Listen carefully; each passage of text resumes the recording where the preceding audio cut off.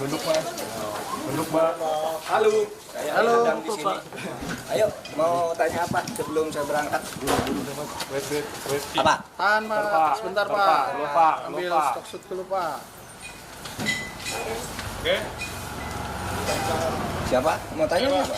Pak, itu mengenai dan soal denda damai Pak yang saat ini baru marak jadi perbincangan di publik. Bagaimana tanggapan Pak Mahfud?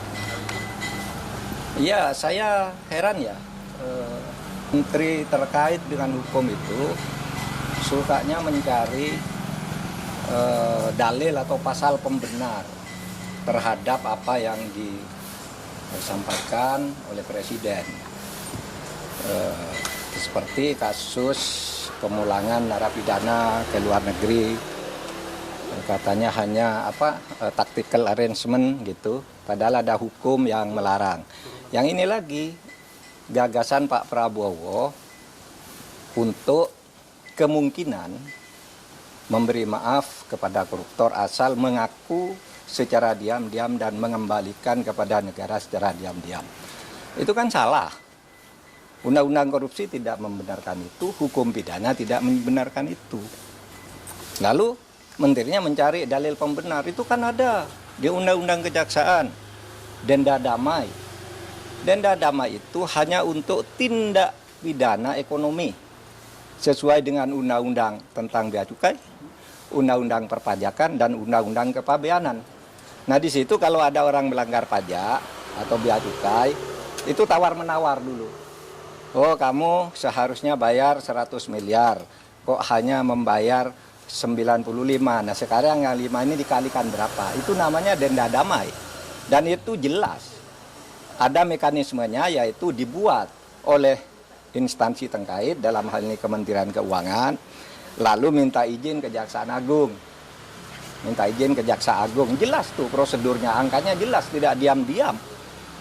Nah, sekarang dinaikkan kewenangan ini, Jaksa Agung boleh menerapkan denda damai tanpa usul dari instansi terkait. Tetapi itu tetap tuh undang-undang tindak pidana ekonomi, yaitu untuk kepabeanan, untuk pajak, dan untuk tadi bea cukai. Itu diatur di dalam pasal 35 Undang-Undang Kejaksaan Agung yang terbaru. Dan itu jelas di dalam pasal 35 dan penjelasannya itu hanya untuk tindak pidana ekonomi tertentu. Korupsi tidak masuk di situ. Oleh sebab itu, menyongsong tahun baru nih, mari ke depannya jangan suka cari-cari pasal untuk pembenaran, itu bahaya. Nanti setiap ucapan presiden ditarikan dalil untuk membenarkan, itu tidak bagus cara kita bernegara. Prof, hukum seperti apa yang akan timbul ketika denda damai ini dipaksa diterapkan?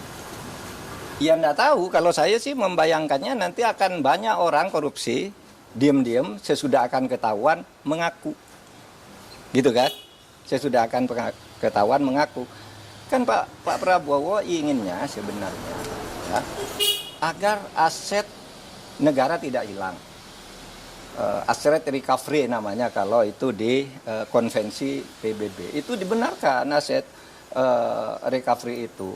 Tetapi yang termudah agar tidak terjadi diam-diam penyelesaiannya. Dulu saya sudah pernah mengusulkan loh. Tahun 2001 ketika saya Menteri Kehakiman, lalu saya tulis lagi usul itu di dalam buku saya yang terbit tahun 2003. Judulnya Setahun Bersama Gus Dur. Mari kita maafkan aja gitu. Tapi terbuka. Seperti yang dilakukan oleh Afrika, jangan diam-diam gitu. Nah, ini diam-diam gimana caranya? Siapa yang bertanggung jawab? Lapor kepada siapa yang mengumumkan siapa? Apakah yang bersangkutan minta damai itu mau diumumkan namanya? Nah, kalau tidak diumumkan, tidak transparan, tidak ada yang tahu bahwa itu melanggar atau tidak. Tapi kalau diumumkan, ya lewat pengadilan aja. Dan salah kalau mengatakan undang-undang untuk mengembalikan aset itu tidak ada jalannya. Kalau mau ya undang-undang perampasan aset diberlakukan aja, undang-undang perampasan aset yang sudah dituju oleh DPR sama pemerintah dulu, tapi lalu macet di DPR. Itu saja diundangkan, itu lebih gampang ya, undang-undang perampasan aset itu kan bisa dilakukan begitu. Oke? Prof Mahfud menilai bahwasanya apa yang disampaikan oleh Menteri Hukum itu salah kaprah, Prof. Saya kira bukan salah kaprah, salah beneran. Kalau salah kaprah itu biasanya sudah dilakukan, terbiasa meskipun salah. Ini belum pernah dilakukan kok. Mana ada korupsi diselesaikan secara damai? Itu korupsi baru, namanya kolusi. Kalau diselesaikan secara damai, dan itu sudah sering terjadi kan? Diselesaikan diam-diam antar penegak hukumnya yang ditangkap. Kalau menyelesaikan diam-diam kan banyak tuh yang terjadi. Jaksa, polisi, hakim masuk penjara kan mau menyelesaikan diam-diam. Iya toh? Itu sama aja. Oke. Pak Andi Apapun ada menyinggung sedikit soal turunan dari undang-undang kejaksaan. Ini apakah ada keterkaitan atau tidak? Ya itu yang saya katakan tadi itu menyebut undang-undang kejaksaan itu salah. Undang-undang kejaksaan itu mengatur tentang itu di dalam pasal 35 yang menyatakan bahwa dalam hal-hal tertentu Jaksa Agung boleh menerapkan denda damai di mana sebuah kasus itu tidak diadili asal ada perdamaian tentang jumlah yang dibayar. Itu pasal 35 menyebut bahwa itu hanya untuk tindak pidana ekonomi. Lihat aja pasal 35 itu tindak pidana ekonomi itu ada 3. Kepabeanan, perpajakan, dan apa tadi? Dan bea cukai. Hanya itu yang boleh. Kalau korupsi lain tidak boleh, tidak pernah ada dan tidak boleh ada. Tapi terserah aja, nanti lihat aja akibatnya akan lari semua orang koruptor diam-diam kalau mau ketahuan baru ngelapor, minta damai dan kita tidak tahu siapa yang mendamaikan. Kan gitu. Oke, apa lagi? Lain.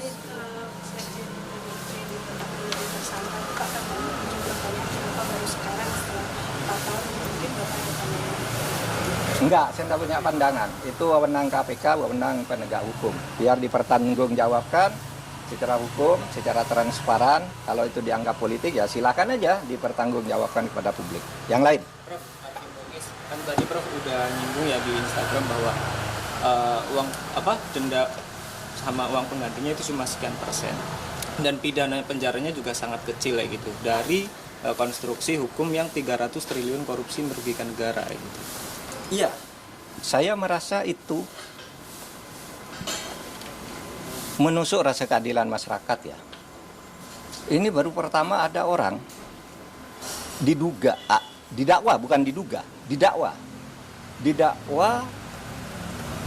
melakukan tindak pidana korupsi dan tindak pidana pencucian uang sebesar 300 triliun. 300 triliun.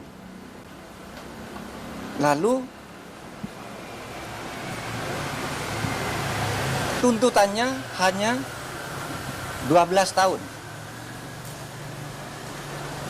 Dengan uang yang tadi 300 triliun itu dikembalikan hanya 210 miliar. Ditambah denda 1 miliar. Itu sungguh menusuk rasa keadilan. Karena apa?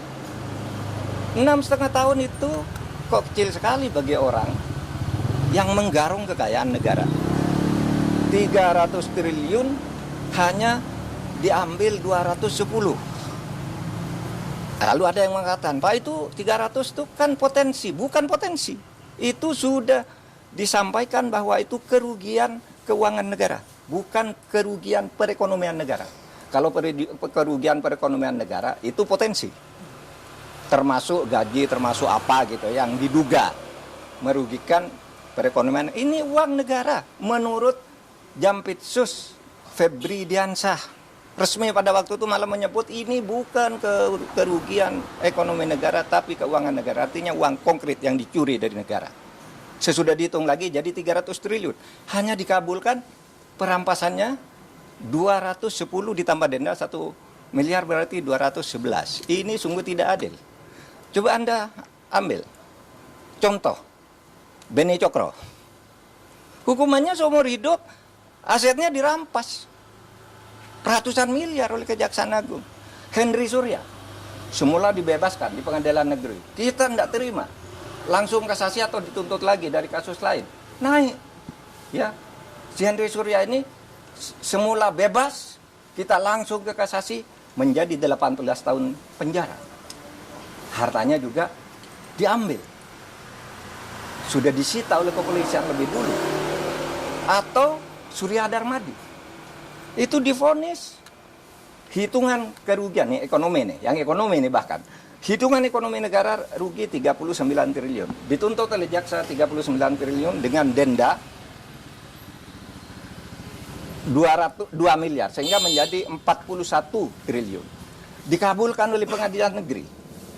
Tetapi naik banding tetap kena 2 triliun. Hanya uang kecil kena 2 triliun. Ini 300 triliun kena hanya 250 miliar. 250 miliar dari 300 triliun itu berapa? 0,007%. 0,007%. Nggak sampai separuh. Nggak sampai setengah persen. Anda bayangkan itu. Nah, oleh sebab itu, menurut saya, kejaksaan nampaknya kurang konsisten juga. Mengapa menyebut dakwaan 30, kok kemudian tuntutannya 250?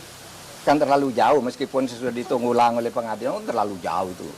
Oh, berarti kalau dari 350 jadi ini berarti seluruh dakwaannya itu agak hoax, gitu ya, agak tidak tepat. Nah itu supaya diingat bahwa kita mau mengembalikan aset sekaligus memberikan hukuman yang setimpal.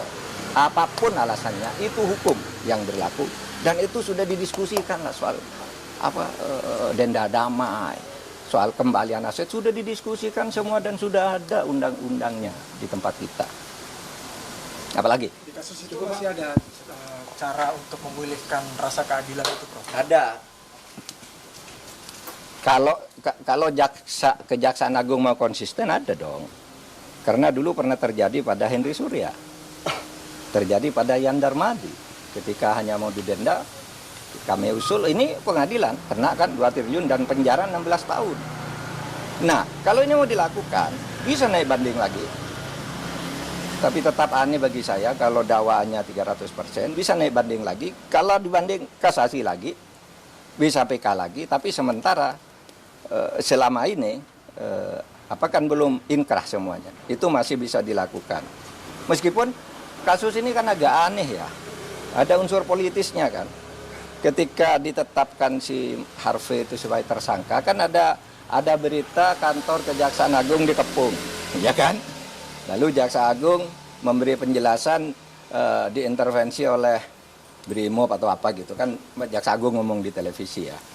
Lalu analisis di luar itu sebenarnya bukan penangkapan terhadap mafia nikel, tetapi apa? Itu upaya pergantian penguasa mafia sehingga yang lama dihantam agar ganti gitu. Tapi hukumannya tidak sungguh-sungguh. Analisis itu pernah muncul. Saya baca itu dari pernyataan terbuka Pak Ansat Mbai, mantan kepala BNPT ya waktu itu. Dulu zaman saya Menhan dulu dia kepala BNPT, tapi dia berbicara dalam konteks ini Pak, ini kan hanya pergantian aja. Sehingga kelihatannya tidak sungguh-sungguh atau takut. Nah, ini tantangan. Tahun baru ini tantangan. Anda mau bersikap apa terhadap ini? Apalagi? Prof, terkait dengan pertimbangan majelis hakim dalam menjatuhkan vonisnya ke Harvey Muiz itu kan dia sih majelis hakim menyinggung bahwasanya tuntutan yang dilayangkan jaksa kepada Harvey itu terlalu berat gitu, dan bahkan majelis hakim menyampaikan kalau Harvey Muiz ini hanya perwakilan dari PT Refine Bangkatin ini untuk mengurus terkait dengan proses timah ini, Prof. Ya, pertimbangan bisa dicari-cari, apalagi pertimbangannya karena katanya sopan. Mana ada orang diadili tidak sopan? Semua orang diadili pakai jilbab, pakai sarung, pakai ini. Itu tidak bisa karena punya anak. Semua maling punya anak. Kalau mau membebaskan orang, menurut saya yang dibebaskan maling-maling kecil dulu. You tahu enggak? Berapa jumlah penghuni penjara? Catatan saya ketika saya menjadi Menko Polhukam di tahun terakhir. Penghuni penjara di Indonesia adalah 263.000 orang. 50% lebih itu narkoba, korban kejahatan narkoba. Yang koruptor itu tidak sampai 0,5%. Dari 263.000 itu hanya 1.290 atau 1.300 orang. Itu tidak sampai 0,5%. Kenapa kok ini yang diistimewakan? Yang pencuri ayam, korban narkoba, orang membunuh istrinya karena istrinya selingkuh, orang karena ditipu, orang membakar orang karena kalap gitu. Kenapa tidak itu aja yang dibebaskan kalau alasannya biar penjara penuh gitu? Ini tidak masuk akal semua. Mari kita rasional kalau ingin baik. Kalau enggak ya udah. Tapi saya masih punya asa untuk itu. Prof, soal konsistensi kejaksaan, kan dalam sidang terungkap bahwa ada grup New Smelter yang isinya itu bos-bos smelter termasuk Harvey Muiz, dan adminnya adalah polisi. Waktu itu di Reskrimum Polda sana ya. Sekarang udah jadi Direktur Tindak Pidana Narkoba Bareskrim, udah Brigjen ya gitu. Tapi di sidang nggak dipanggil jadi saksi, padahal dia jelas admin grup itu. Nah itu makanya saya bilang Kejaksaan Agung itu tidak dalam posisi bebas sesuai dengan hukum. Kan ada peristiwa yang mendahului ya. Ketika Kejaksaan Agung itu dibilang diteror, ini si Jampitsus dibuntuti kemana-mana, kemudian ada drone di sekitar Kejaksaan Agung dan sebagainya. Itu semua mendahului peristiwa ini sehingga lalu orang sekarang mengkait-kaitkan, meskipun orang bilang wah itu yang dulu bilang oh ya itu tidak benar, sekarang terjadi hal seperti ini, mungkin orang bisa mengaitkan ke situ. Udah? Oke Pak.